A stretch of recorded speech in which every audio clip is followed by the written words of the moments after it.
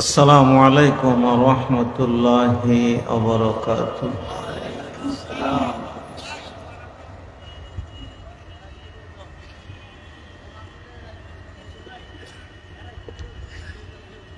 আলহামদুলিল্লাহি ওয়া কাফা ওয়া সালামুন আলা ইবাদিহিল্লাযীনা ইসতাফা।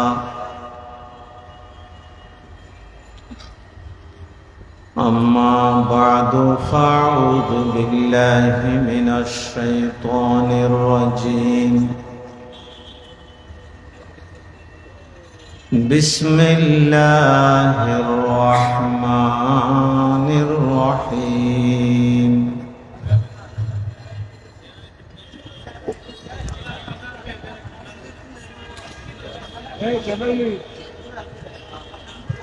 وما من دابة في الأرض إلا على الله رزقها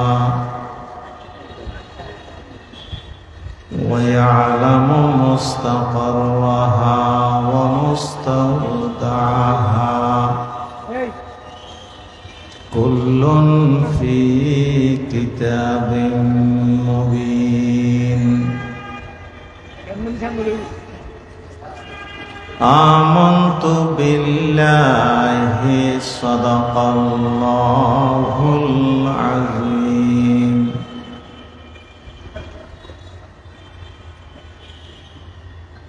قال الله تعالى في شان حبيبه وتعظيم رسوله الأمين. إن الله وملائكته يصلون على النبي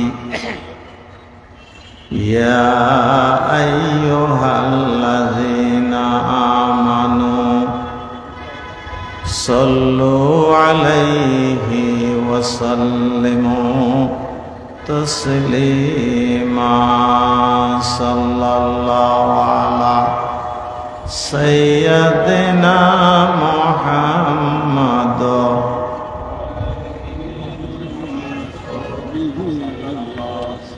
জবান বড় করে পড়ি আল্লাহুম্মা সাল্লি আলা মাওলানা মুহাম্মদ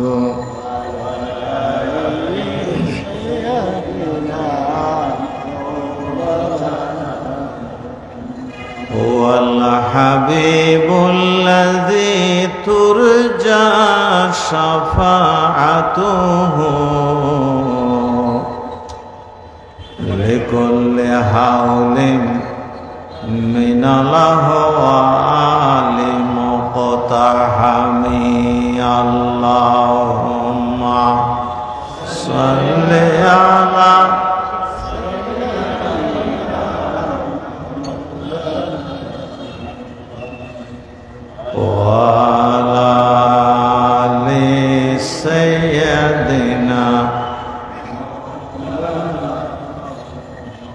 সালাতুন ইয়া রাসূলুল্লাহ আলাইকুম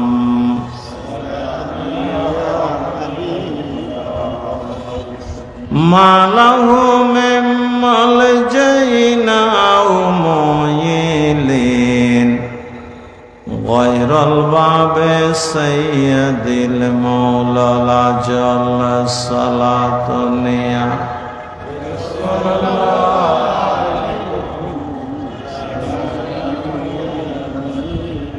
সৈয়দি সাদাত ফখরুল আম্বিয়া মুকমিল তাওহীদ মাহাইল মিলাল সালাতুন ইয়া রাসূলুল্লাহ আলাইকুম.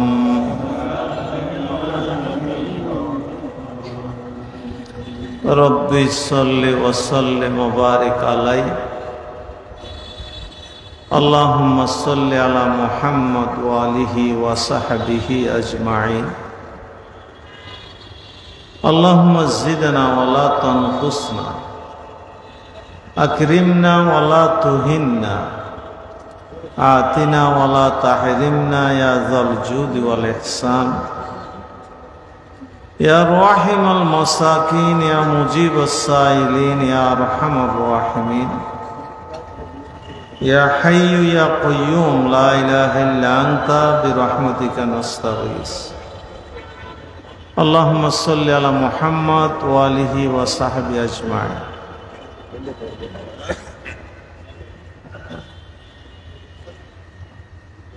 আল্লাহ তাআলার বাসায় আল্লাহ তাআলার শুকরিয়া আদায় করছি।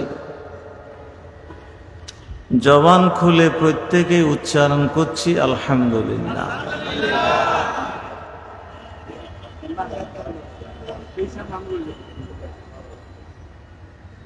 আমরা আলহামদুলিল্লাহ এটা পেতাম না যদি আল্লাহর হাবিব আমাদেরকে না শিখাতেন।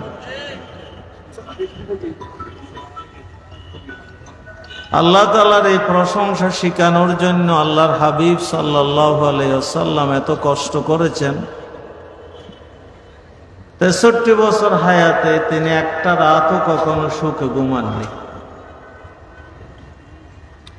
সেই নবীর জন্য সালাত ও তসলিম পেশ করছি মুহাম্মদ মুস্তাফা সাল্লাল্লাহু।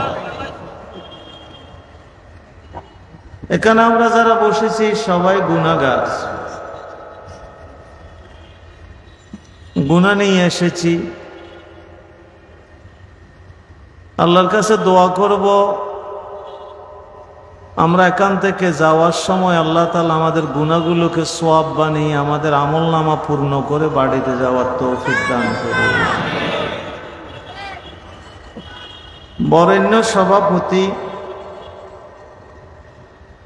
আজকের আন্তর্জাতিক খ্যাতি সম্পন্ন মুফাসসিরে কোরআন, যারা আগে ওয়াজ করেছেন এবং পরে আসবেন, তারা সহ ডানে বামে সম্মানিত সুধীবৃন্দ, চট্টগ্রাম শহরের যারা কন্ট্রোল করেন ব্যবসায়িক জগতের আইকন বৃন্দ, রাজনৈতিক নেতৃবৃন্দ, মুরব্বিয়ানে ইজম, যুবক ভাইয়েরা, ছোট বাচ্চারা, পর্দার আড়ালে মা ও বোনেরা,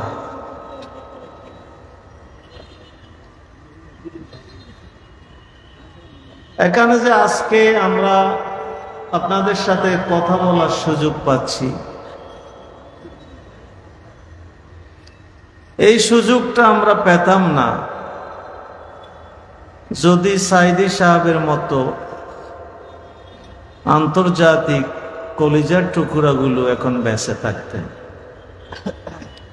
এই ময়দানে তিনি অনেকবার আমাদের সামনে কথা বলেছেন। আরো বড় বড় আলেমের কথা মনে পড়ছে। এখন অনেকেই কবরবাসী। আল্লাহ তাআলা সব কবরবাসীকে মাহফিলের উসিলায় জান্নাতবাসী বানিয়ে দিন।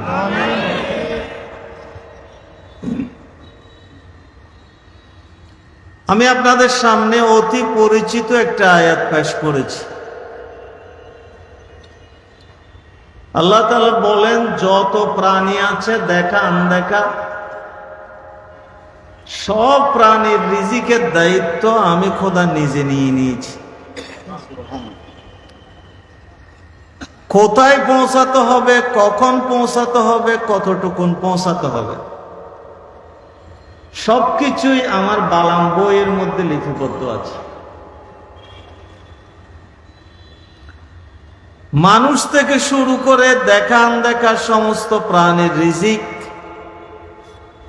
দেওয়ার দায়িত্ব আল্লাহ তাআলা স্বয়ং নিজে গ্রহণ করেছে। কিন্তু দুনিয়াতে মানুষ সবচেয়ে বেশি টেনশন করে রিজিক নিয়ে। যেটা আল্লাহ তাআলা নিয়ে নিয়েছেন সেটা নিয়েই সবচেয়ে বেশি টেনশন। এই জন্য আজকে আমার ওয়াজ হবে, ওয়াজের বিষয় হচ্ছে টেনশন।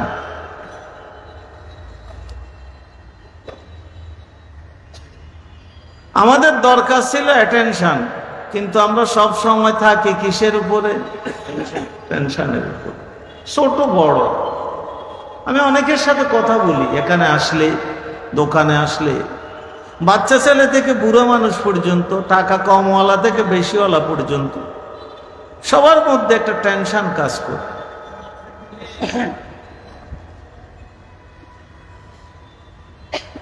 মহান আল্লাহ তাআলা যে দায়িত্ব নিয়ে নিয়েছেন,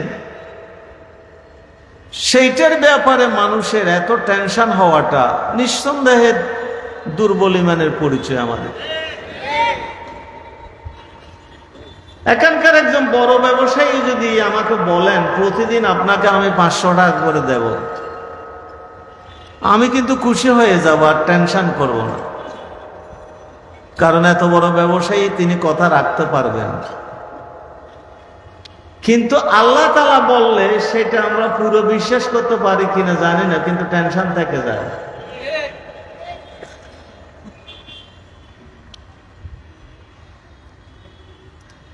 এই টেনশনের কারণে কত মানুষ অকালে মরে গেল। বলে যে উনি মারা গেলেন কেন? বলে যে কয়েকদিন ধরে টেনশন করছিল।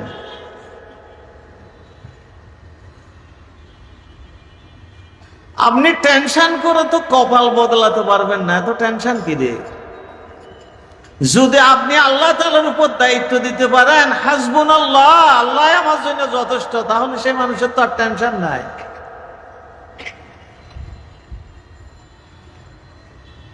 সাইয়্যিদ কুতুব রহমাতুল্লাহ আলাইহি ফি জিলালিল কোরআনের লেখক, তার ফাঁসি হবে রাত্রে।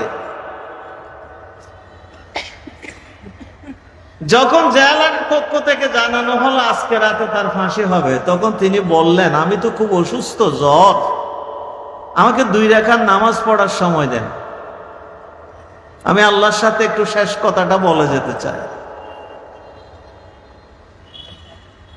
নামাজের সুযোগ দেয়া হলো, তিনি সালাম ফিরিয়ে দেখলেন একজন মাওলানা দাঁড়িয়ে আছে। জিজ্ঞাসা করলেন, আপনি কে? বলে যে আমি জেলখানা মসজিদের ইমাম সাহেব। তো এখানে কেন এসেছেন? বলে যে আজকে আপনার ফাঁসি হবে, ফাঁসির আগে আমরা মানুষদেরকে কলমা পড়াই, যাতে করে দুনিয়াতে মরে গেলেও আখিরাতে ব্যস্ত যেতে পারে। আমাদের সরকার এত বেশি হারামখোর নয়, মানুষকে ব্যস্ত যেতে দেয়।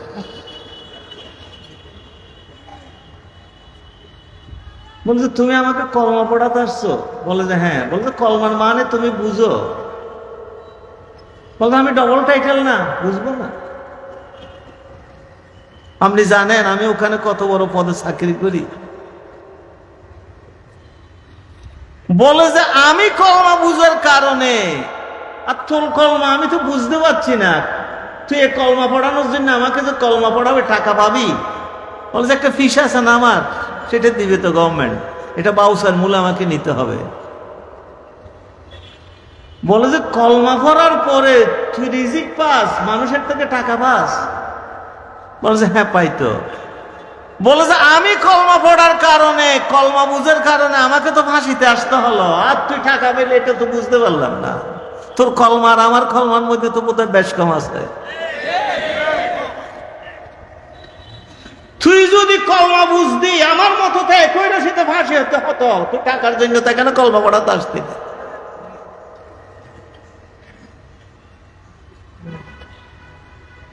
এই জন্য আল্লাহওয়ালার কলমা আমাদের কলমার মধ্যে বেশ কম আছে। আমরাও কলমা পড়ি, সাধারণ দুঃখ পেলে টেনশন হয়, আর এরা মতের কথা শুনলেও টেনশন হয় না।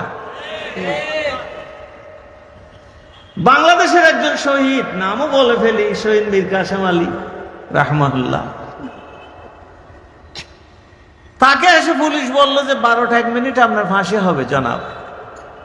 বলে যে এখনো তো 9টা বাজা নাই। বলে যে না বাজা নাই। বলে যে আরো 3 ঘন্টা আছো তো? বলে যে হ্যাঁ। বলে যে আমাকে একটু ডেকে দিও, আমি 2 ঘন্টা ঘুমাইনি। আপনি কল্পনা করছেন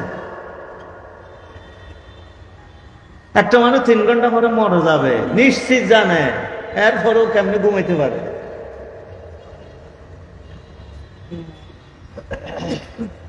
বলে যে আপনি মাপ চাইলে আপনার মাপ করে দেয়া হবে, আপনি কোনো দোষ করেন নাই।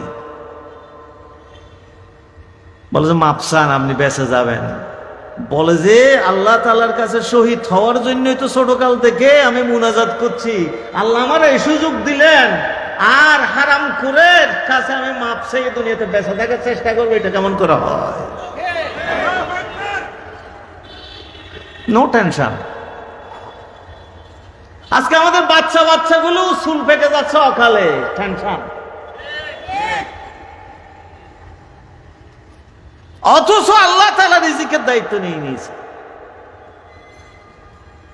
ইয়ালামু মুস্তাকাররাহা ওয়া মুস্তাওদাহা, কোথায় তোর জায়গা আছে সেখানে পৌঁছানোর দায়িত্ব আমার, কতটুক লাগবে সেটাও আমার দেওয়ার দায়িত্ব, সবগুলো আছে আমার কিতাবে।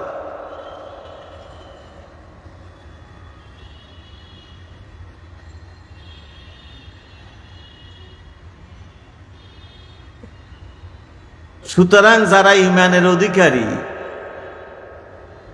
আল্লাহ তাআলা যায় মিলাই, আলহামদুলিল্লাহ। বেশি আর কম এটা বড় কথা নয়, এতটুকুন মিলাইছে আলহামদুলিল্লাহ, আজকে এতটুকুন আমার কপালে ছিল। বলে যে রিজিকের জন্য তাহলে কি দৌড়াদৌড়ি করব না? আপনি বলছেন যে আল্লাহ পৌঁছাইবে, বসে থাকবো না, রিজিকের জন্য দৌড়বেন, কোথায় আছে সেটা তালাশ করবেন, কিন্তু এখানেই আপনার রিজিক আছে সে কথা বলবেন না। দৌড়তে দৌড়তে আল্লাহ যেখানে মিলাই দেয় সেখানে যাবে।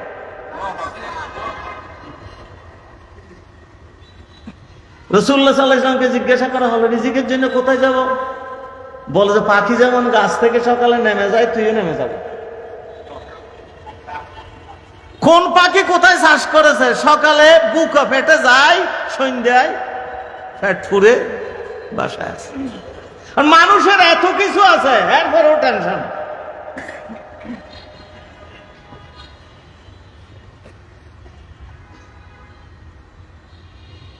বিশ্ববিখ্যাত পীর এবং আল্লাহওয়ালা মানুষ হযরত ইব্রাহিম আদহাম রাহমাতুল্লাহ,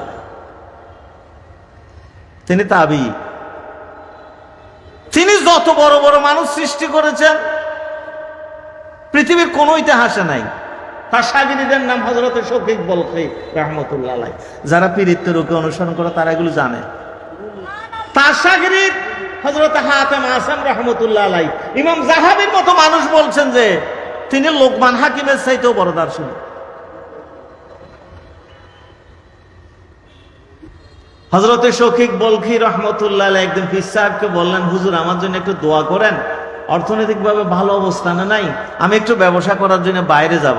বলে যে হ্যাঁ, নড়াচড়া করলে আল্লাহ তাআলা রিজিক দেন, তুই যা, আমি দোয়া করছি। কি আপনারা বিরক্ত হচ্ছেন না তো?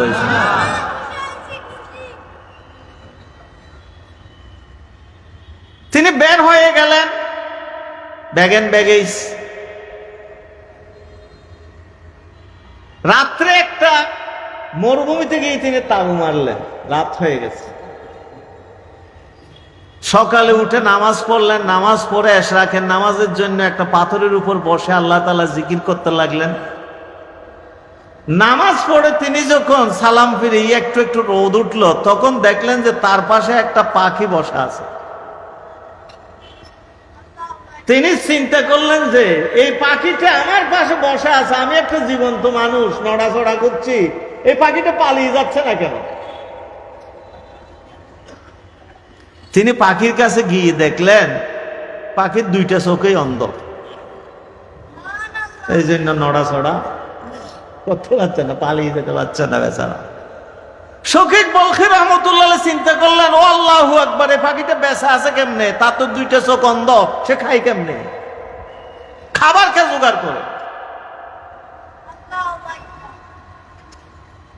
তিনি বসে রইলেন। কিছুক্ষণ পরে দেখে যে বড় একটা পাখি মুখের মধ্যে কিছু ফড়িং নিয়ে, খাবার নিয়ে এই পাখিটার সামনে এসে এই পাখিটা ঠোঁটের উপর তুলে দিয়ে দিয়ে খাওয়াতে আরম্ভ করে। কবুতর যেমন বাচ্চাকে খাওয়ায়। তিনি অবাক হয়ে গেলেন। তাঁবুতে এসে তাঁবু খুলে গাঁটটি ফোটা সব বেঁধে আবার বাড়ির দিকে ছুটলেন। 3 দিন পরে হুজুর ফজরের নামাজ পড়ে যখন সালাম ফিরে দেখে যে শফিক বলখি নামাজে আছে। বলছে কিরে তুই যাস নাই? বলছে গেছিলাম, চলে আসছি। চলে আসছিস কেন? বলছে হুজুর এইরকম এইরকম দেখেছি আমি। তা আমি চিন্তা করলাম, এই মরা অন্ধ পাখিকে যদি আল্লাহ তাআলা মরুভূমির মধ্যে বাঁচিয়ে রাখতে পারেন, রিজিক দিতে পারেন, রিজিক পৌঁছাতে পারেন, আমি কেন পীরের দরবার ছেড়ে যেখানে সেখানে চলে যাব? এই জন্য আমিও চলে এসেছি, যাতে আল্লাহ তাআলা পাখির রিজিক পৌঁছান, মানুষের রিজিক পৌঁছাবেন না। এই জন্য আমি সোজা ফিরে এসেছি। আপনারা যেমন সুবহানাল্লাহ বলছেন, যারা শাগিরি ছিল তারাও বলছে সুবহানাল্লাহ, কিন্তু হুজুর বলছেন নাউজুবিল্লাহ। বলে যে হুজুর আপনি নাউজুবিল্লাহ বললেন, এরা তো সুবহানাল্লাহ বলছে। বলছে এদের তো এলাম নাই, আমার তো এলাম আছে। বলছে হুজুর আমি বুঝতে পারছি না, আমি কি ভুল করেছি? বলে চরম ভুল। বলে যদি ভেঙে বলতেন। বলছে পাখি কয়টা দেখছস? বলছে দুইটা। কিরকম? বলে যে একটা চোখওয়ালা আর একটা চোখ ছাড়া, একটা খায় আর একটা খাওয়ায়, দুইটা। তুই কোন পাখিটার মতো হতে চাইছস? কথা বুঝে আসছে নাকি? তুই কি হাওয়াইনার মতো হইতে চাইছ নাকি হইনার মতো হইতে চাইছস? তখন মাথার ভিতরে স্ট্রাইক করল, কমবক্ত তুই আধা ফাঁকির মতো কেন হতে চাইলি? তুই চোখওয়ালা ফাঁকির মতো কেন হতে চাইলি না? দুনিয়াতে আজকে মুসলমানের অধঃপতনের কারণ হচ্ছে তারা অন্ধ পাখির মতো শুধু খাইতে চায়। আলেম ওলামাদের মর্যাদার ঘাটতি হচ্ছে, আলেম ওলামারা মানুষের সামনে হাত পাতে। গোটা দুনিয়া মুসলমানদের করুণ অবস্থার জন্য দায়ী আমরা। অন্ধ পাখির মতো শুধু খাইতে চাই, আমরা খাওয়াইতে চাই না।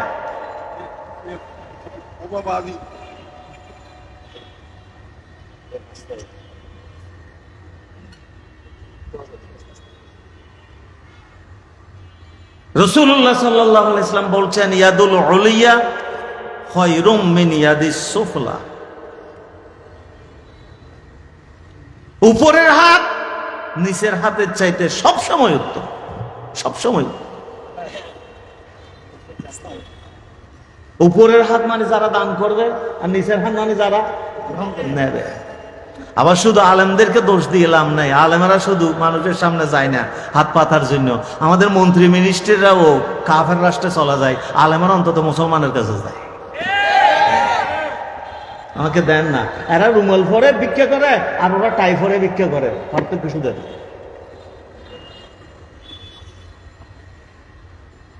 তাহলে বোঝা যাচ্ছে মুসলমান যতদিন মানুষকে খাওয়ানোর দায়িত্ব ছিল ততদিন পৃথিবীতে তার মর্যাদা ছিল। চোখওয়ালা পাখি। এই জন্য আপনার সম্পদ থাকতে পারবে না এটা নয়, বরং সম্পদ থাকবে আর না হয় আপনি দান করবেন কিভাবে? কিন্তু সম্পদ বাড়াবার জন্য আরো চাই আরো চাই আরো চাই করতে করতে আপনি রোগাক্রান্ত হয়ে যাবেন, টেনশনে শেষ হয়ে যাবেন। এটা যাতে না হয়, যতটুকু আল্লাহ দিয়েছেন পরিশ্রমের মাধ্যমে এতটুকু যেন সবর করতে পারি। আলহামদুলিল্লাহ।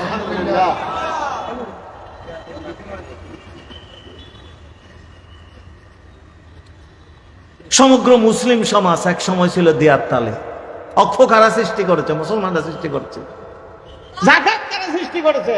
তাও এটা নফল কোনো দান নয়। বিশ্ববিখ্যাত দার্শনিক রেসলার বলছেন যে খোদার কসম এটা হলো অব্লিগেটরি চ্যারিটি।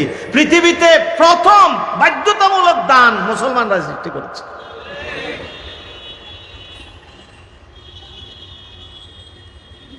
তো যেই মানুষ সবসময় দেয়ার তালা থাকবে তার কেমনে টেনশন থাকবে? আমি তো দেয়ার তালা আছি, কার তালা না।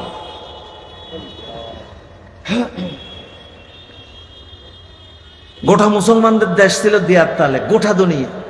ওমর বিন আব্দুল আজিজের সময় 3 বছরের সম্পদ জমে গেছে যাকাতের। কোনো মানুষ নেওয়ার মতো মানুষ নাই। তিনি আফ্রিকা মহাদেশে পাঠিয়ে দিলেন। ইতিহাস বলতেছে।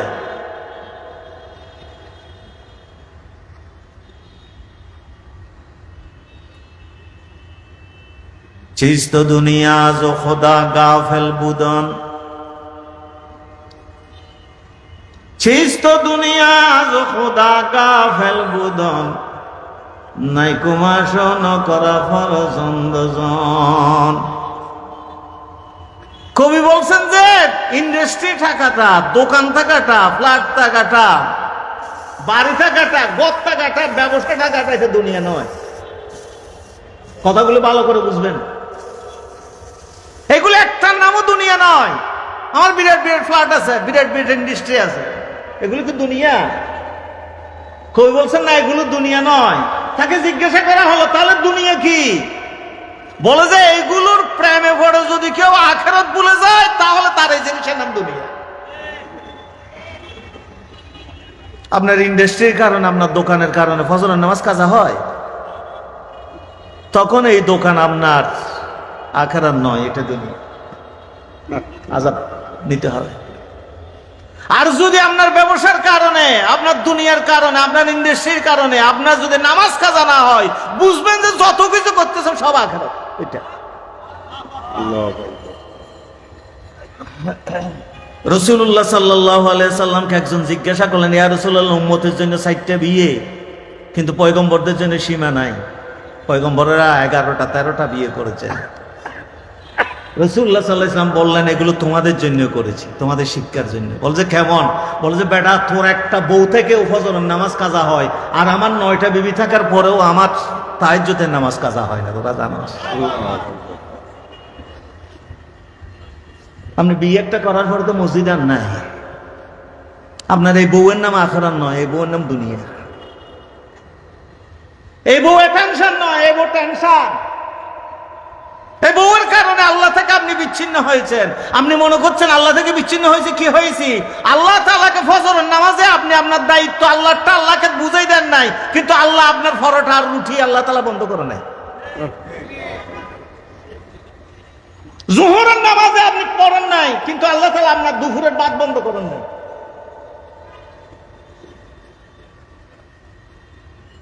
আপনি মনে করছেন সব ঠিক আছে, না কিছু নেই, ঠিক নেই, বিপদে পড়ে যাবে।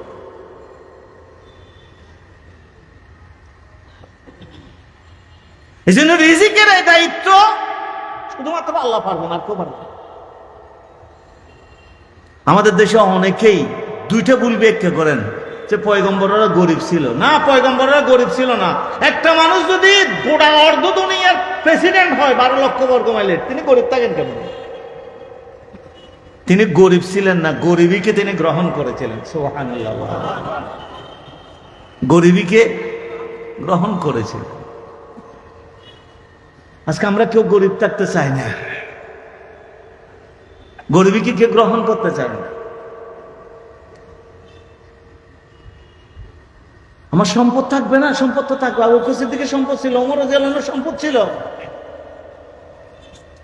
তারা গোটা দুনিয়াকে দান করেছেন। আয়েশা সিদ্দিকাকে বলা হলো রাসূলুল্লাহ সাল্লাল্লাহু আলাইহি ওয়াসাল্লাম কিভাবে দান করতেন, বলছে বাতাসের গতির চাইতেও তার দানের গতি বেশি ছিল। আপনার টাকা না থাকলে কেমনে করবেন? টাকা থাকাটা অপরাধ নয়, টাকার প্রেমে পড়ে আল্লাহ ভুলে যাওয়ার নাম অপরাধ। এটা টেনশনের কারণ।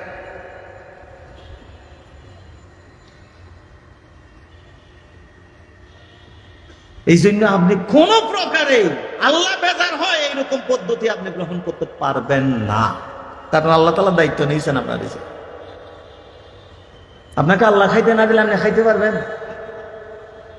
কত বড় বড় মানুষ একটা সন্দেশ খাইতে পারে না, এক চামচ চিনি খাইতে পারে না, একটা গরুর গোস্ত এক টুকরা খাইতে পারে না। আমি একজনকে বলি যে একটা হলে নেন নেন, বলে 456 চলে যে প্রায় 3.5 খাইতে দিছে না, রিজিক বন্ধ করে দিয়েছে। তো যাইনি দিয়েছেন তিনি বন্ধ করে দিয়েছে, তো খাইলে মরে যাব।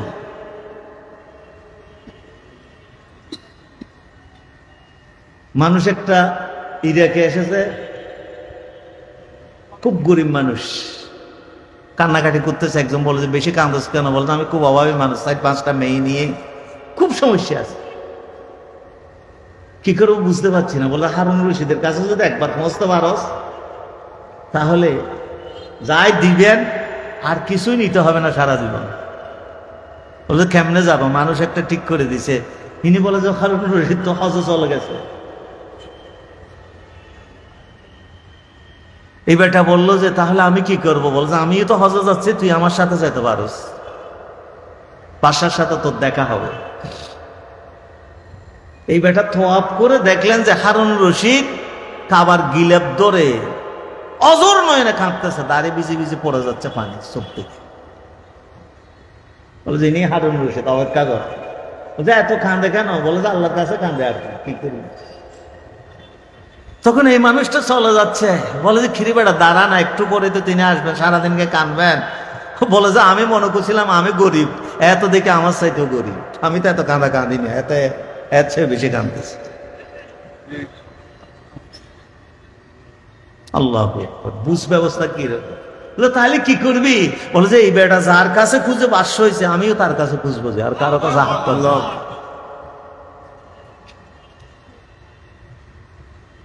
আমার এক ফুফতু ভাই ছিলেন আলেম, ঘরে যদি কোনোদিন লবণ না থাকতো ভুলে বউকে বলে যে আজকে লবণ ছাড়া খাবি, তবুও পাশের ঘরের থেকে হাত পাতবি না, খবর হাত পাতাটা অপরাধ। কি সাংঘাতিক মানুষ ছিলেন ইমানের দিক দিয়ে, কি করা।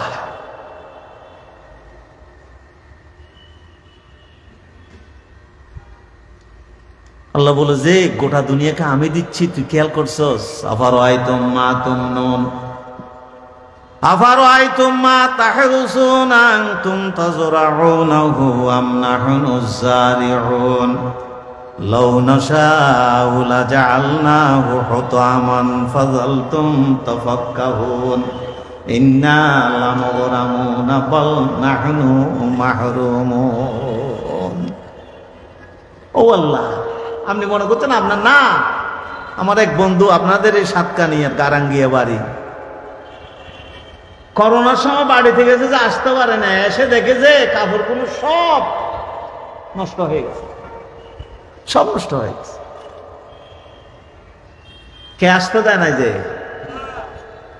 তা আল্লাহ তাআলা যদি বাধা দিয়ে দেন, আপনার সমস্ত জিনিস তেমনিতে নষ্ট হয়ে যাবে। আল্লাহ তাআলা বলেছেন সেই জন্য আমার উপরে নির্ভর করবে, আর কারো উপর নির্ভর করবে। আলেম ওলামারা আজও যে মফত খায়, আপনি এমনি মনে করবেন না। এগুলো একটা আলেম ওলামার পেটের মধ্যে যত মুরগি আছে, একটা ফার্ম হতো তত মুরগি নাই। কতগুলো মুরগি আপনি খেয়াল করছেন? কেন দেয়? মুরগি আনলাম আমি আমার টাকা দিয়ে, আমার বউ রান্না করেছে, জবাই করেছে, কিন্তু বুকের গোস্ত আর রানটা দিয়ে দিছে মসজিদের ইমাম সাহেবকে। কেন? ঘটনা এরকম হলো কেন? আল্লাহ বলে যে এরকম ঘটনা হবে, কারণ যতদিন এই মৌলবী সাহেব আল্লাহর জন্য থাকবে, ততদিন পর্যন্ত তুই রানবি, তোর বউ রানবে, তোর বউ আলু আর সুরগ ছাড়া আর কিছু পাবে না, আমি তারা আনার বুকের গোস্ত খাওয়া।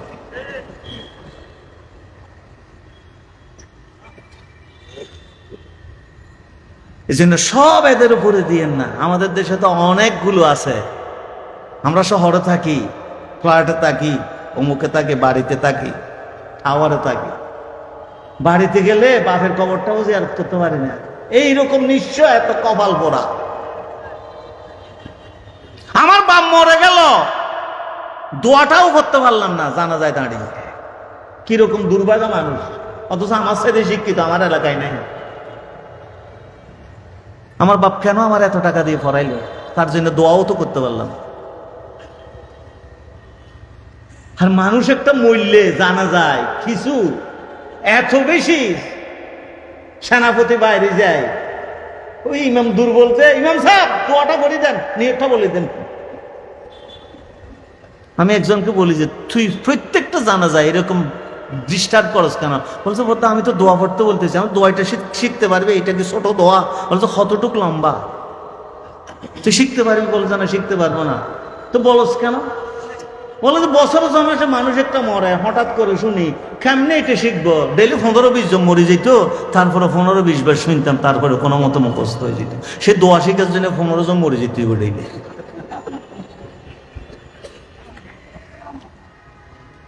এগুলো মুসলমান।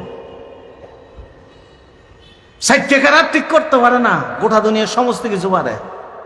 60 টাকার ঠিক না থাকলে তো নামাজ হবে না। আপনি আল্লাহর দরবারে কেমন করে দাঁড়াবেন? কিসের জন্য ছুটতেছেন? দুনিয়ায় বেশি থাকবেন নাকি কবরস্থানে বেশি থাকবেন? তো দুনিয়ায় যদি আপনার এত টাকা লাগে 70-80 বছরের জন্য, কবরস্থানে এত বছর থাকবেন, কত টাকা খরচ করা দরকার? করছি নাকি শুধু টেনশন করছি? আমি একজনকে বলেছিলাম, আমি যে কতদিন থাকতে হবে, কি করছি? বলে যে আমরা জুমা মসজিদের ফড়ের মধ্যে 10 টাকা 5 টাকা 2 টাকা দিত প্রতি জুমায়। যত ট্যাপ লাগানো টাকা আছে সব জুমা মসজিদের ফড়ের মধ্যে। আমি জুমা পরে যে দেখি তো যত ট্যাপ লাগানো আছে। একজন একদিন দিতেছে ট্যাপ লাগানো টাকা, একটা চিনে যাচ্ছে না টাকা, বলছে এটা কি দিছিস? বললো 10 টাকা। এইটা এরকম কেন? বলছে বেশি ট্যাপ লাগছে যে। এটা চলবো? বলছে আজদিন বাজার তামাকু মন্ডি লাইনে কোথাও চলা নাই তো, এটা কোনো সদগণ নেয় নাই, তো তুই এখানে দিচ্ছিস কেন? বলছে এক হুজুরের থেকে ওয়াজ শুনছিলাম আল্লাহ নাকি সব পারে, এই জন্য আল্লাহরে বলছে আমি তো চালাইতে পারলাম না, তুইও চালাইতে পারিস কিনা দেখে এই জন্য তোর ফড়ের ভিতর ঢুকাই দিছে।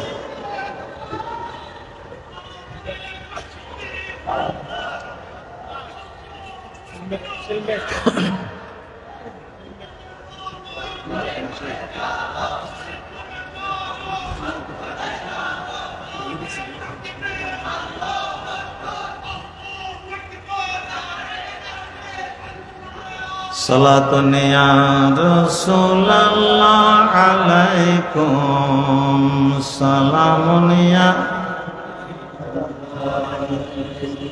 মুহাম্মদ যা খলিফা চারে আকবর আবু বকর উমর উসমান ওয়া হায়দার সালাতুন ইয়া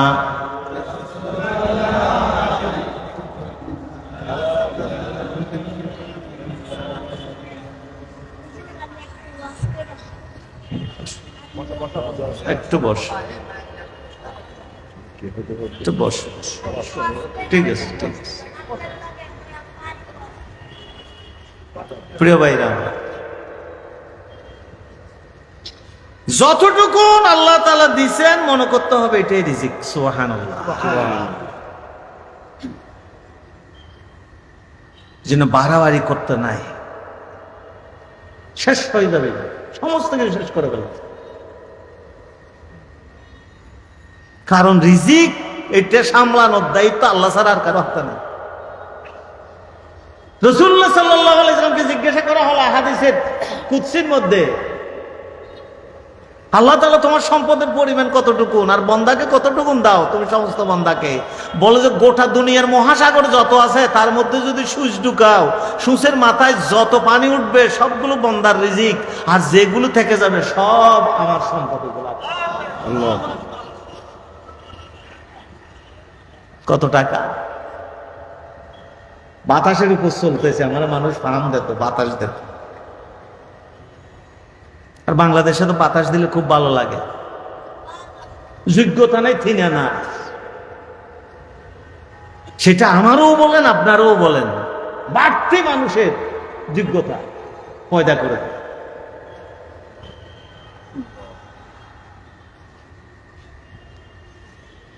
একটা ঘটনা শুনছিলাম, একজন গেছে কুমিল্লাতে ওয়াজ করার জন্য, পিসা সাগেদিন নিয়ে, রাত্রে এসে দেখেছে সেদিন ট্রেন মিস হয়ে গেছে। এখন শীতের রাত কি করবেন? একজন বলে যে স্টেশন মাস্টারের ওখানে গেস্ট রুম থাকে, আপনি জিজ্ঞাসা করুন ওখানে আছে কিনা। যাওয়ার পর দেখে যে তিনি বলেন যে আমাদের পীর সাহেব, বলে যে নাম কি তার একটু লিখতে হয়, এন্ট্রি করতে হবে। পোস্টারের এরকম মাহফিলের এরকম প্যাম্পলেট একটা দিছে, ওখানে হুজুরের নাম লিখতে গিয়ে এক গাদা উপমা, এক গাদা লকব, পীরানে পীর, দস্তগীরে আজম, হজরতুল হাস, জনাবে মৌলানা, জুমা মসজিদের খাম্বা, আলুগাড়ের ফিলিয়া, কিছুই বাদ রাখে না। হাজত রমা মুশকিল পোশা। স্টেশন মাস্টার বলতেছে, ভাই আমি কোনো মতে একজন হলে জায়গা দিতে পারতাম, এতজনের জায়গা।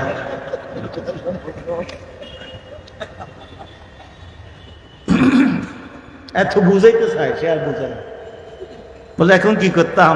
বলতো কুয়াশা টুয়াশা খাই, কোনো মতে রাইফিলে থাকা না। হযরত ওমরের নাম বললে ওমর বললে হয়, ওসমান বললে হয়, আলী বললে হয়, আবু বকর সিদ্দিক বললে হয়, কোনো লকব লাগে না। কিন্তু আমার নাম এত লকব লাগে যে ট্যাক্সিতে করে পাবলিসিটি করলে চকবাজার গিয়ে বুঝা যায় এটা আলম খেয়ে আসতেছে। এর আগে শুধু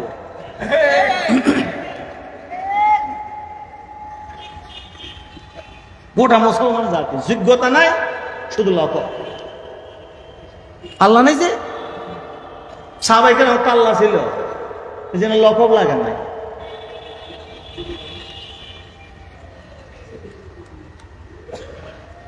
যাই দিয়েছেন আল্লাহ তাআলা আলহামদুলিল্লাহ, এইটার চেয়ে বড় ওষুধ আর নাই। সমস্ত টেনশন শেষ।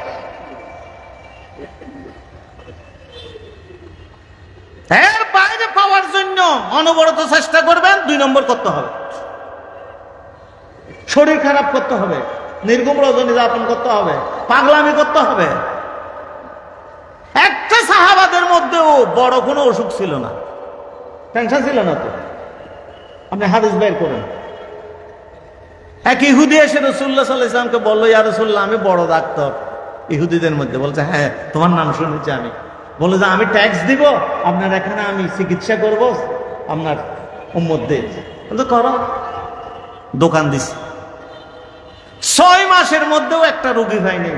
6 মাস, কিছুদিন 6 মাস পরে এসে বলে, ইয়া রাসূলুল্লাহ আমি চলে যাব, আমি এখানে দোকান ভাড়াও দিতে পারছি না, কেউ আমার কাছে আসে না, আমি চলবো কিভাবে ইয়া রাসূলুল্লাহ?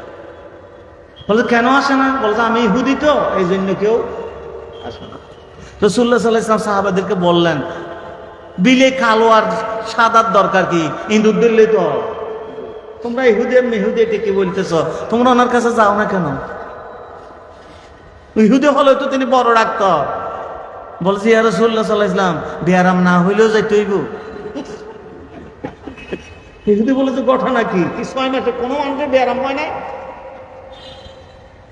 বলে যে না, আমাদের তো বিয়ারাম হলে আপনি শুনতেন না ইয়া রাসূলুল্লাহ, আপনি দোয়া করতেন না, আমাদেরকে দেখতে যেতেন না ইয়া রাসূলুল্লাহ, আপনি শুনছেন এই 6 মাসে কোন সাহাবীর বিয়ারাম হয়েছে, অসুখ হয়েছে?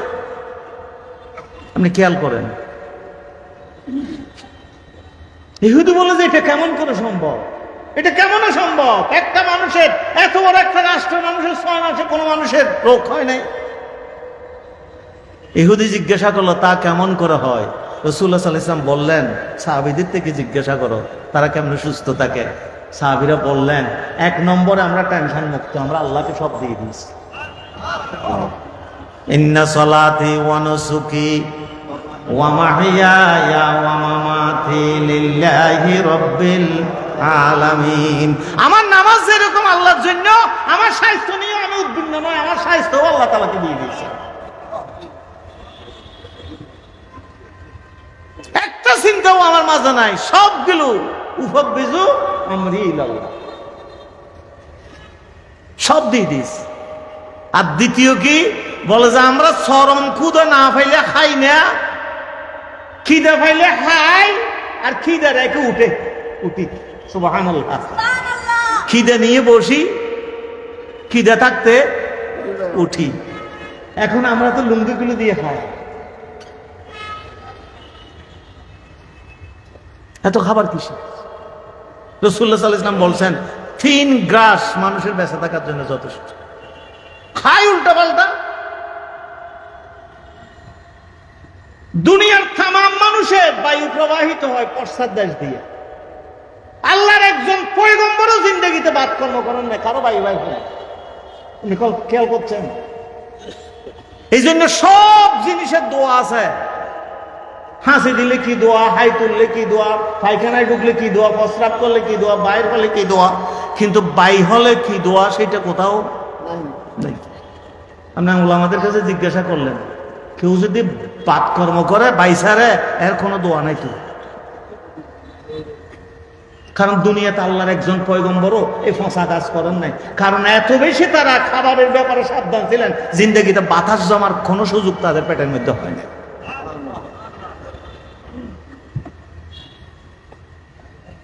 আর এখন তো মাহফিলে বসতে পারি না।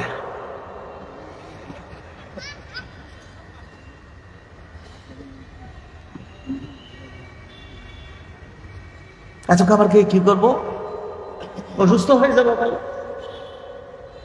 আর আমাদের এত এত একটা মারাত্মক দেশ পৃথিবীর অন্যান্য দেশে, সেখানে স্বাস্থ্যের জন্যই টাকা খরচ করা হয়, আর আমাদের দেশে ওষুধের জন্য টাকা খরচ করা হয়। এখানে স্বাস্থ্যের কোনো নেই। যদি স্বাস্থ্য মন্ত্রণালয় স্বাস্থ্যের কথা ভাবতো, তাহলে প্রথমত ফরমালিন বন্ধ করে দিত, 2 নম্বর পেজাল বন্ধ করে দিত। এখানে স্বাস্থ্য নিয়ে কোনো রকমের চিন্তা নাই, এখানে ওষুধ নিয়ে চিন্তা। এই জন্য কত রঙের ওষুধ আছে, তার কোনো ইয়ত্তা নাই, কত ইন্ডাস্ট্রি আছে। বিদেশে ওষুধ কিনতে হলে ডাক্তারের প্রেসক্রিপশন লাগে, এখানে গিয়ে বলেছে আমার এখানে বুটবাট করতেছে, 10 রকমের ট্যাবলেট আপনি পাই যাবেন।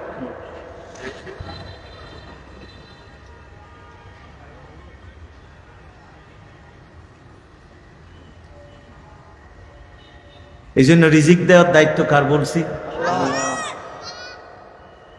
রিজিক মানে শুধু খাবার মনে করবেন না, সন্তান সন্ততি একটা রিজিক, মানুষের এলমও একটা সুন্দর সুস্বাস্থ্য, এটাও একটা।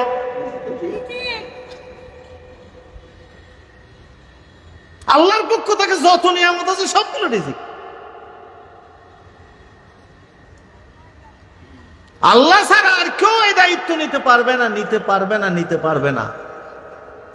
সুস্থকে আমি থাকতেছি, একে আল্লাহ রাখতেছে।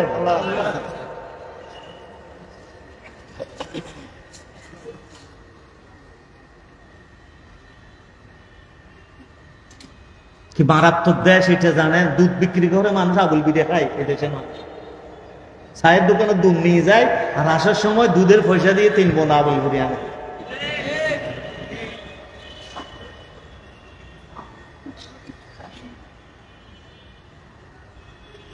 কিরকম একটা অবস্থানের মধ্যে আছে। আমার বাচ্চাটাকে যদি বলে একটা ডাব খাও, বলে যে এগুলো খাবো না, আমি আমার একটা টাইগার কিনে দাও, একটা পেপসি কিনে দাও। কারণ ভালো কোনো জিনিসের এখানে অ্যাডভার্টাইজমেন্ট নাই, সব ফসা জিনিসের অ্যাডভার্টাইজমেন্ট গুলো আমাদের টেলিভিশন দখল করে নিয়েছে।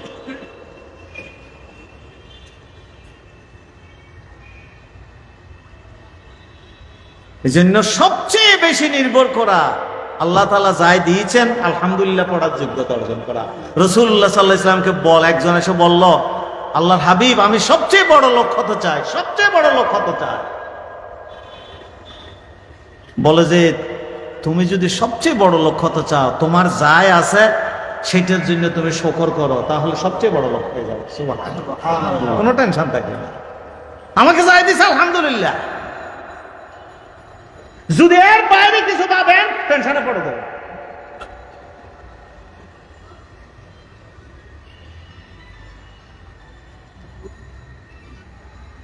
বিশ্ববিখ্যাত বাদশাহ এবং পয়গম্বর, তার আব্বাজানও পয়গম্বর, বাদশাহ তিনিও পয়গম্বর, বাদশাহ হযরত সুলাইমান আলাইহিস সালাতু ওয়াস সালাম। তিনি একদিন আল্লাহকে বললেন, আল্লাহ আমার মতো রাজত্ব তার কাউকে দাও নাই, আর কাউকে দাও নাই। আল্লাহ তাআলা তুমি তো আমাকে পিঁপড়ার উপর রাজত্ব দিছো, বাতাস আমার সিংহাসন বহন করে, মৌমাছির উপর রাজত্ব দিছো, গাছের উপর পশুর উপর রাজত্ব দিয়েছ। ও মুনিব, আমি এটা শুকরিয়া কি আদায় করব? আল্লাহ তাআলা বলেছে কিভাবে আদায় করতে চাও? আপনি খেয়াল করেন সুলাইমান আলাইহিস সালামের কথাটা, বলে যে আমি দুনিয়ার সব প্রাণীকে 1 মাস খাওয়াইতে চাই। কি চাই? খাওয়াইতে চাই না খাইতে চাই? খাওয়াইতে চাই। সবসময় চিনতে চাত না কিরকম। আর আমরা পয়গম্বরের উম্মত হয়ে খাইতে চাই নাকি খাওয়াইতে চাই?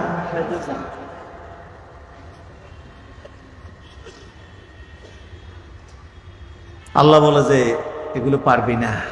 বলে যে 15 দিন, বলে যে না সম্ভব না। 1 সপ্তাহ, বলে যে না। 3 দিন, তাও পারবি না। 1 দিন না, 1 বেলা, বলে যে ফারস কিনে দেখ। পারবি কথা বলেন নাই কি? রিজিকের ব্যাপার বলছি। সুলাইমান আলাইহিস সালাম 1 মাস পর্যন্ত, তাফসীরে জালালাইনের হাসিয়ার মধ্যে লেখা আছে জিনিসটা, 1 মাস পর্যন্ত জিনদের দ্বারা তিনি তরকারি রাঁধালেন আর মানুষদের দ্বারা রুটি বানালেন। 1 মাস পর্যন্ত গোড়া সম্ভব। যেদিন মেজবান সেদিন একটা মাছ ঘুম থেকে উঠে যায়, প্রতিদিন তার রিজিক থাকে, কিন্তু এখন আর রিজিক নেই। আল্লাহ তাআলাকে বলছেন, মুনিব আমি তো গুনাহ করেছি মনে হয় না, এরপরও আমি মাপ চাই, তুমি আমার রিজিক বন্ধ করে দিলে কেন? প্রতিদিন তো সকালে উঠে আমি ঘুম থেকে উঠার আগে আমার রিজিক পেয়ে যায়, এখানে তুমি তো জোগাড় করে দাও। আল্লাহ তাআলা বলে যে, জানোস না আজকে সুলাইমানের মেজবান? বলে যে, খুদ হয়তো আমার কলিজে জ্বলে যায়, আয় আল্লাহ তাআলা আমি মেজবান টেজবান বুঝি না, আমার রিজিক দাও। বলে যে, বেয়াদবি করিস না, এটা পয়গম্বরের মেজবান বেটা। গিয়ে ডাক দিছে সমুদ্রের থেকে মাথা তুলে, বলে যে, বাবা রে খিদে তো ফ্যাট জ্বলে যায়, তাড়াতাড়ি তোমরা কিছু একটু খাবার দাও না। মানুষজন এসে দেখে যে তার মাথার দাঁতগুলো কিছুটা সমুদ্রের তলার সাথে আর একটা আছে আসমানের সাথে, প্রায় এত বড় দাঁত দেখে সবাই ভয় পেয়ে গেছে। বলে যে, বাবারা এই যে ফতিয়া টতিয়া দেওয়া হয় নাই তো, এটা 9টা বাজে ফতিয়া হবে যে। বলে যে, আমি একটু ওয়াবি যেতে মানুষ তো, ফতিয়া টতিয়া এগুলো বিশ্বাস নেই, আমারটা আমারে দিয়ে দে, আমি তার কারোটা চাইছি না ভাই, আমি তো ফ্যাটের জ্বালায় মরি যাই, এই জন্য তাড়াতাড়ি দিচ্ছে।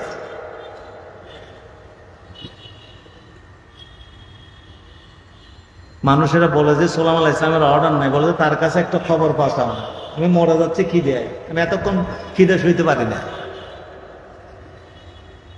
সুলাইমান আলাইহিস সালাম এসে দেখে যে মাছ এটে দেখে তারও ভয় লাগতেছে, এত বড় মারাত্মক মাছ। বলে যে, আল্লাহর পয়গম্বর আমি কারোটা চাই না, শুধু আমার খাবারটা আমারে দিয়ে দিতে বলছি, আর আমারে দেখে এরা ভয়ও পাইতেছে, আমি সরে গেল ইন্ডিয়ানের আসতে সুবিধা হবে, আমারটা আমারে দিয়ে দেন। সুলাইমান ইসলাম বলে যে, এত যুক্তির কথা বলতেছে বেটা, একটারে দিয়ে দেয় না, চলে যাক অন্তত, আমরাও বাঁচি সেও বাঁচি। জিনেরা ডাইলতেছে তরকারি, আর মানুষেরা ডাইলতেছে রুটি, দেখছি দেওয়ার পরে 1 মাস পর্যন্ত যেগুলো করছিল সব এর পেটের ভিতর দিতেছে, আর দেওয়ার পরে এরপরে হা করে আছে। বলে যে, আর নাই, বলে যে, আরো খাবি? বলে যে, কিরে বেড়া তোদের কোনো যোগ্যতা নাই, তোরা কেন মানুষকে সবাইকে প্রাণীকে দাওয়াত দিছস? আমি তো সকালবেলা ব্রেকফাস্ট করি, এর 7 ভাগের 1 ভাগ পয়সা খাইতে পারি না।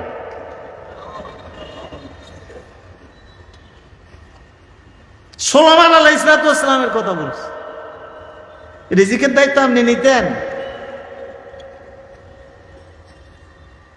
এত টেনশন কিছু? সুলাইমান আলাইহিস সালামকে খবর দেয়া হলো, বেইজ্জতের এক শেষ, আজকে কিছুই থাকবে না, আর ইজ্জত ফর্দা, এখন সবাই আসবে একটাই সব। আরো বলে 7 ভাগের 1 ভাগ হয় নাই। সুলাইমান আলাইহিস সালাম এসে দেখে যে কিয়ামত শুরু হবে, এখন সবাই আসতেছে তলে তলে, তখন উপায় নেই, আর যিনি রিজিক দেন তার সামনে সাজদা করে গেছে।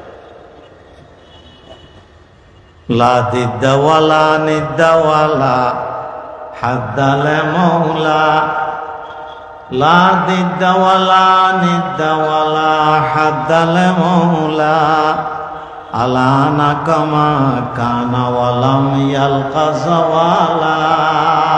ও আল্লাহ, বুঝতে পারি না রিজিকের দায়িত্ব শুধু তোমার উপরে, একটা মাসের খাবার দেওয়ার যোগ্যতা ও তো আমার, এত বড় সাম্রাজ্য নিয়ে। আয় আল্লাহ, আমার যোগ্যতা নাই, আমি তো শেষ হয়ে গেলাম, কেন এই কাজটা করলাম? তুমিই তো বলেছিলে ফারজ কিনে দেখি, আমার তো বুঝে উচিত ছিল রিজিকের দায়িত্ব তোমার ছাড়া আর কেউ নাই, তুমি ছাড়া আর কিছুই করতে পারো না। আমি তো 1 মাস সময় নিয়ে একটা মাসেরও 7 ভাগের 1 ভাগ পূরণ করতে পারলাম না। ও আল্লাহ, আমি মাপ চাই জিন্দেগিতে, কথা বলবো।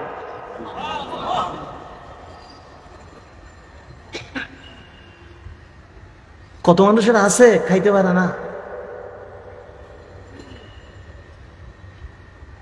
হ্যাঁ রাত্রে 2টা এরকম চিকন রুটি, কিছু সবজি, আর কিছু নেই, এত খাবার গিলতে পারবেন না, বন্ধ করে দিন, সবগুলো রেখে চলে যেতে হবে। যিনি যদি সবর করতে পারি, আল্লাহ তাআলা যতটুকু দিয়েছেন এতটুকুনের উপর আমার সেই রাজা বাদশাহ কেউ নেই, কেউ নেই।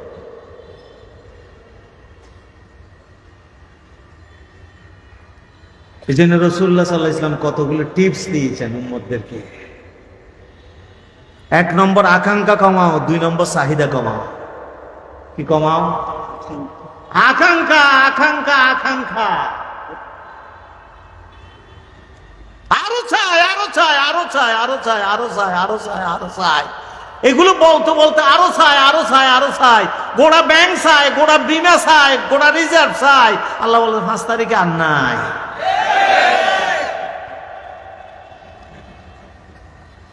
সব তো চাইলাম। 22 পদের রান্না নিজে খাইতে পারলাম না, অন্যরা খাই। ফাঙ্গাস মাছও নাই, রাজা মাছও নাই।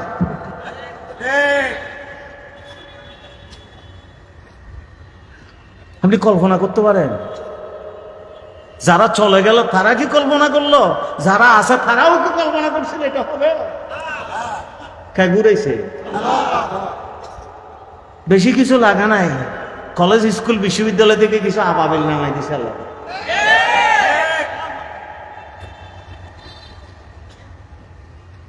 সব মাইরের একটা আওয়াজ আছে, আল্লাহর মাইরের আওয়াজ ছাড়া মারি দিয়েছে আল্লাহ।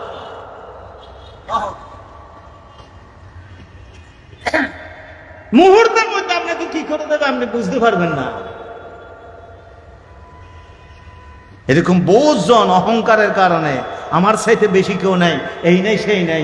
আমি এখন মানুষ উঠতেছে ডর ভয়ে আতঙ্ক আছি, এটা যখন নড়াচড়া করতেছে আমার তখন মনে করতেছে বহু মানুষ আসলে আমি পড়ে গেছে, এরকম আছে।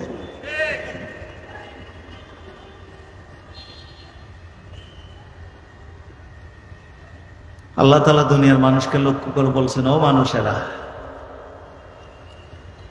দেখোস না পাখির দিকে? আওয়ালাম ইয়ারাউ ইলাত তায়রি ফাওকাহুম সাফাতিন ওয়া ইয়াকবিদুনা মা ইউমসিকুহুন্না ইল্লার রাহমান। কোথায়? সাইবেরিয়া, রাশিয়া, হাজার হাজার মাইল দূরে। শীত যখন আসছে পাখিগুলো আসে কেন? তা কেন? সব বাংলাদেশে চলে আসে। আল্লাহ বলেন যে এখানে আর রিজিক নাই, বাংলাদেশে যা। এখানে বরফের সমস্ত সমুদ্র ছেয়ে গেছে, তোরা আর নামতে পারবি না। বাংলাদেশে তোদের রিজিক ব্যবস্থা করেছি 6 মাসের জন্য, 3 মাসের জন্য সেখানে। কোথা থেকে কোথায় চলে আসতেছে আপনি খেয়াল করছেন? 8,000 8,500 মাইল দূরে। আর আসার সময় এতটুকুন দূরের থেকে আসলে বড় গাড়িও মাঝে মাঝে থামতে হয়, মাঝে মাঝে থামতে হয়। কিন্তু এই পাখিগুলো পাখা নিয়ে আসতেছে, একটা পাখি পাখা ভেঙে মরে গেছে এরকম কখনো শুনে যায় না।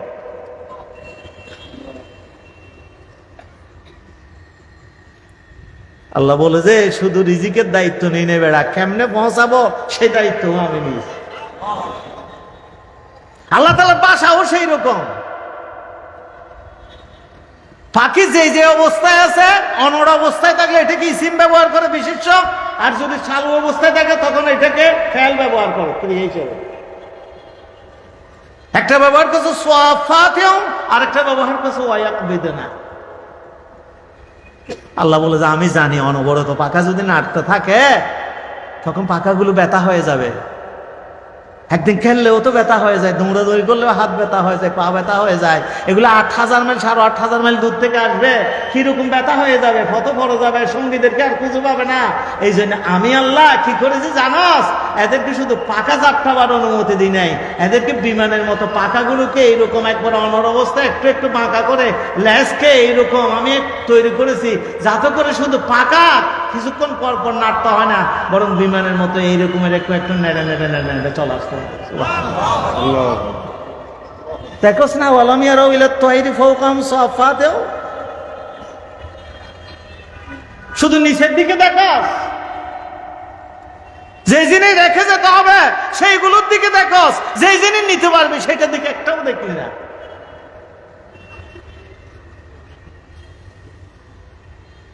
আপনি পত্রিকা না পড়লে ঘুম হয় না, সকালবেলা ভালো লাগে না। কোরআন শরীফ না পড়লে ঘুম হয় আপনার? পড়েন আপনি কোরআন শরীফ?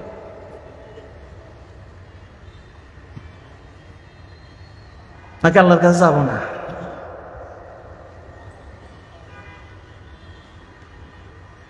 সারা জীবনের জন্য শুধু দৌড়লাম, আখিরাতের কি সঞ্চয় নিয়ে আমি গেলাম? যেগুলোর জন্য দৌড়লাম একটাও তো আমার সাথে নাই। যে স্ত্রী আমাকে ছাড়া 40 বছর থাকতে পারে নাই, রাতে 3টা বাজে গেলেও দরজা খুলে দিছে, একটা চাইতে বেশি 2 বার ঠোকা দিতে হয় নাই, কিরে তুমি ঘুমা না, বলছে তুমি না থাকলে তো ঘুম হয় না। কিন্তু আমি যেদিন মরে গেলাম সেদিন আর আমাকে একা পাহারা দিতে পারে না, মানুষজনকে থাকতে হয়। বলছে তোরা যাইস না, আমার ভয় লাগে। কার জন্য করলাম? যেটা আসল ছিল না সেইটার জন্য করেছি, নকলের জন্য। আসল জিনিস শেষ করে দিয়েছি, আমার জীবন যৌবন চোখ হাত কান সমস্ত কিছু শেষ করেছি।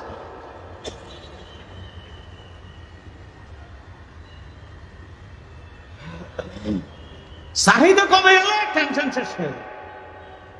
যাই আছি তাই নিয়ে শুকর করতে গেলে আলহামদুলিল্লাহ টেনশন শেষ।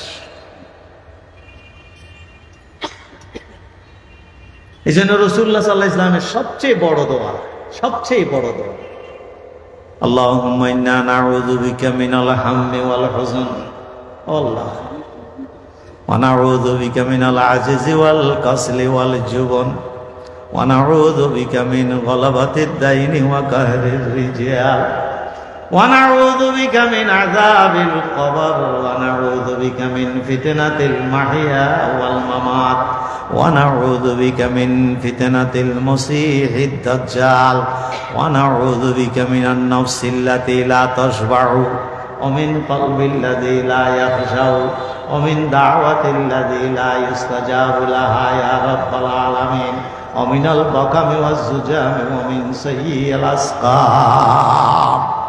আল্লাহুম্মা ইন্না নাউযু বিকা মিনাল হাম্মি ওয়াল হুজন, ও আল্লাহ, দুশ্চিন্তা টেনশন থেকে বাঁচা, এগুলো আমার সব শেষ করে দিচ্ছে।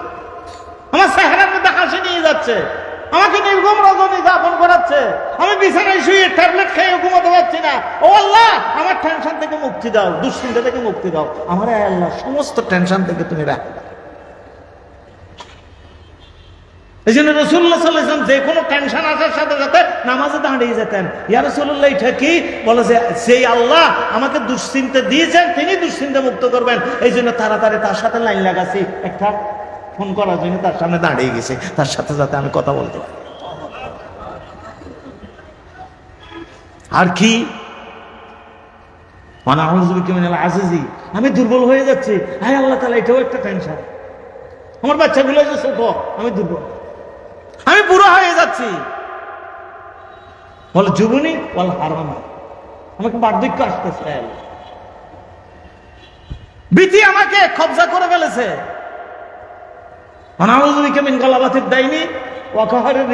আমার কোটি কোটি টাকা খরচ, আমাকে দিতে হবে এগুলা, কিন্তু আমি তো এগুলো শেষ করতে পারছি না, আমি তো এগুলো কিছুই করতে পারছি না, আমার তো লাখ লাখ টাকা খরচ, আমি মরে গেলে কি অবস্থা হবে?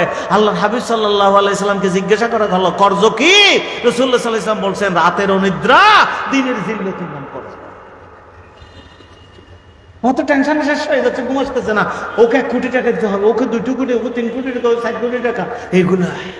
ওয়ানাউযু বিকা মিন গলাবাতিদ দাইনি ওয়া কাহরির রিজাল, আয় আল্লাহ, আমার কাছ থেকে যারা টাকা পাবে তারা যাতে আমাকে বেইজ্জত না করে, দিনের বেলা টেলিফোন করে অথবা কোনো কিছু করে, অন্য কোনো টেলিফোন থেকে আমাকে কথাও না শোনায়। আল্লাহ, এগুলো শুনলে তো আমি শেষ হয়ে যাবে। এই জন্য আল্লাহর কাছে পানা যাচ্ছে। শুধু দুনিয়ার টেনশন নয়, ওয়ানাউযু বিকা মিন আযাবিল কবর, ওয়ানাউযু বিকা মিন ফিতনাতিল মাহিয়া ওয়াল মামাত, দুনিয়ার পরীক্ষা থেকে আমারে ফানা দাও। ওয়ানাউযু বিকা মিন ফিতনাতিল মসীহিদ দাজ্জাল, আল্লাহ আমারে দাজ্জালের ফিতনা থেকে বাঁচাও। এক একটা টেনশন, আর সব টেনশনের একটা ওষুধ, আল্লাহর দিকে টেনশন।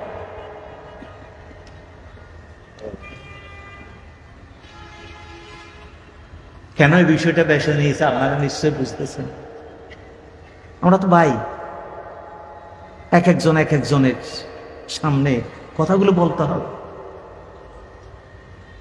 আপনারা যেই কোরবানি দিয়েছেন, বিশেষত গত 4-5 মাসে তুলনা নাই।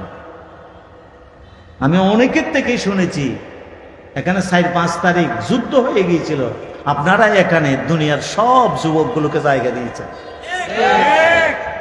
আমাকে কি যুবকরা বলে, রিয়াজউদ্দিন বাজারের এই ছোট্ট ছোট্ট ফোলাগুলো দোকানে চাকরি করে ব্যবসা করে, এগুলো না হলে আমরা একজনও বেঁচে থাকতাম। আপনারা তো আমাদের কলিজার টুকরা, আপনারা দুঃখ পড়ে যাবেন, এটা কেমন করে হয়? এজন্য উপযুক্ত জিনিসটা বলার দায়িত্ব আমাদেরকে এনেছেন। এখানে আমি পয়সা নিয়ে তো আসিনি, বিশেষত আমাদের মুরব্বী যেখানে আদেশ দিয়েছেন আসার জন্য, আসতে হবে আপনার।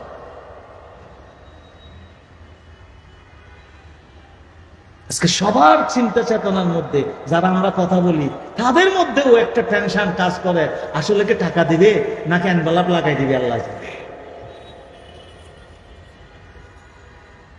এগুলো সবার অন্তরে কাজ করছে। এই জন্য রাসূলুল্লাহ সাল্লাল্লাহু আলাইহি ওয়াসাল্লামের সর্বকালের দোয়া, আল্লাহুম্মা কফিনা বিহালালিকা আন হারামিকা ওয়া আগনিনা বিফদলিকা আম্মান সিওয়াকা। ও আল্লাহ তাআলা, আমাকে যাই দিয়েছো সেগুলো আমার জন্য যথেষ্ট করে দাও, যে হালাল দিয়েছো সেগুলো আমার চলার জন্য যথেষ্ট করে দাও।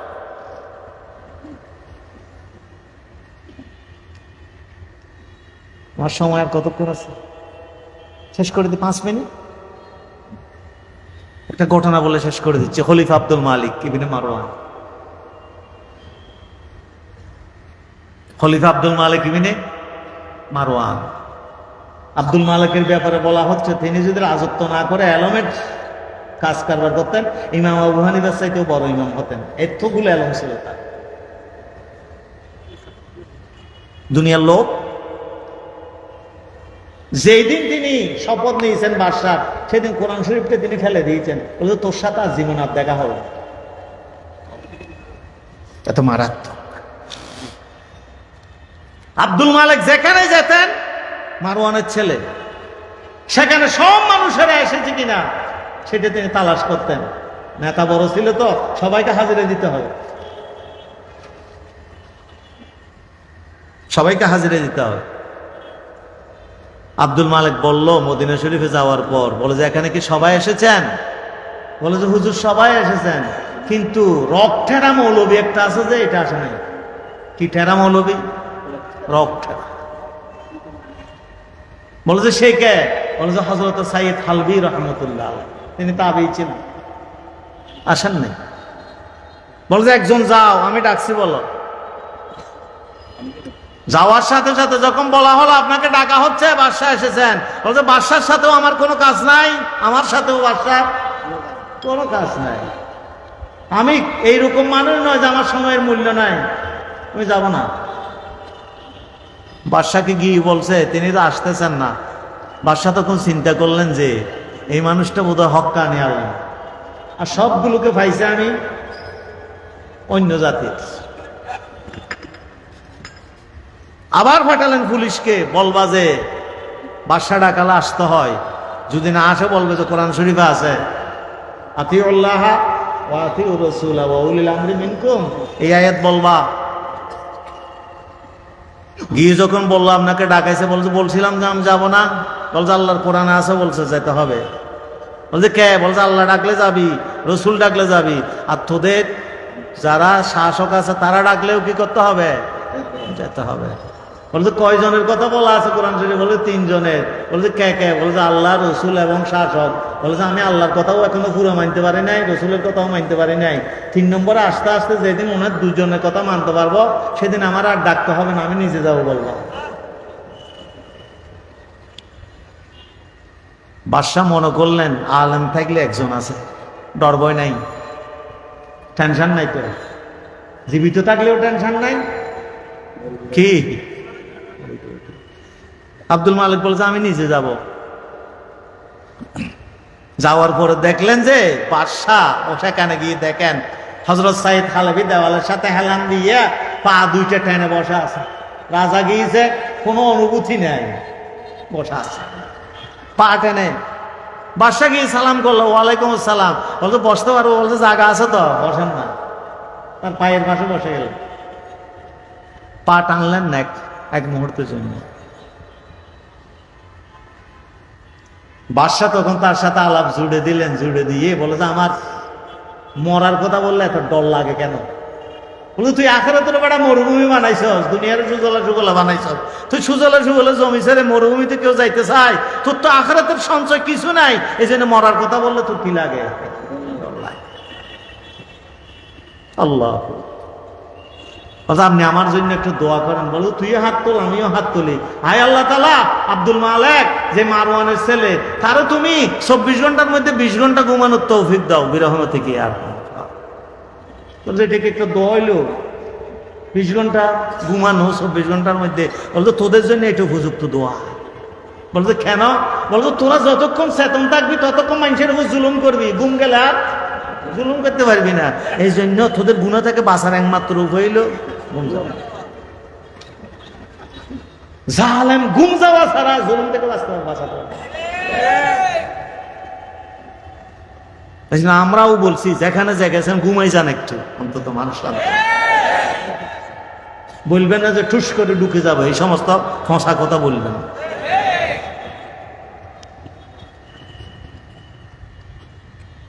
আব্দুল মালিক কিছু টাকা নিয়ে হুজুরকে হাদিয়ে দিলেন। হুজুর এইভাবে মসজিদে মারছেন, এটা খুলতেছেন না। বলছে কি আপনি নিবেন না? বলে যে না আমি নিব না। বলছে কেন নিবেন না হাদিয়া? বলছে তোর গোষ্ঠীতে একটা বোর্ড ছাড়া রাজত্ব হয়েছে পাইছে, তুই এইরকম বোর্ড ছাড়া গোষ্ঠীর রাজত্ব, এটা হারাম, সুতরাং তোর কাছ থেকে হাদিয়া নেওয়া হারাম। এগুলো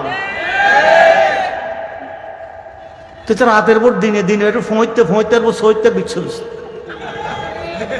তোর টাকা কেন না হালাল হয়? জনগণ তোর ম্যান্ডেট দিছে।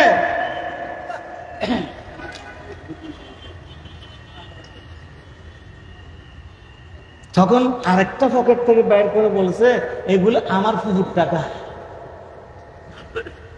তিনি আমাকে দিয়েছেন, তার ছেলে ফেলে নাই, এগুলো আপনি নেন, আমার দিয়েছেন, আপনি কিছু দিয়ে নেন।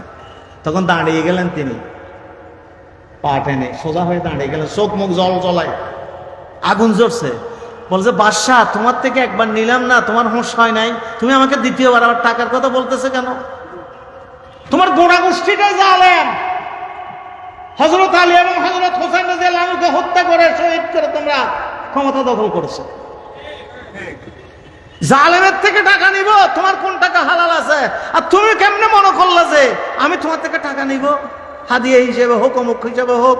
তুমি বুঝো নাই তোমার মতো একজন বাদশা যে মারতে বললে শেষ হয়ে যাচ্ছে গোটা দুনিয়ায়, কাউকে গুম করতে বললে গুম হয়ে যাচ্ছে, আয়না করে ঢুকাতে বললে আয়না করে ঢুকিয়ে ফেলছে, তোমার সামনে যে আমি পা টেনে বসা আছি, তোমার সেই সময় মনে করা দরকার ছিল আমি দুনিয়ার দিকে পা টেনে দেওয়ার মানুষ। আমি আল্লাহ তাআলাকে বলেছি আয় আল্লাহ সবকিছুর থেকে পা টেনে দেওয়ার সুযোগ আমার দাও, শুধু তোমার দিকে হাত টেনে দেওয়ার সুযোগটা আমার দাও। আমি দুনিয়ার দিকে পা টেনে দিয়েছি, আল্লাহর দিকে আমি হাত টেনে দিয়েছি। তুমি আমাকে তোমার দিকে হাত টানতে বলছো কেমন করে? তুমি দেখো না তোমার দিকে পা টেনে দিয়েছি আমি।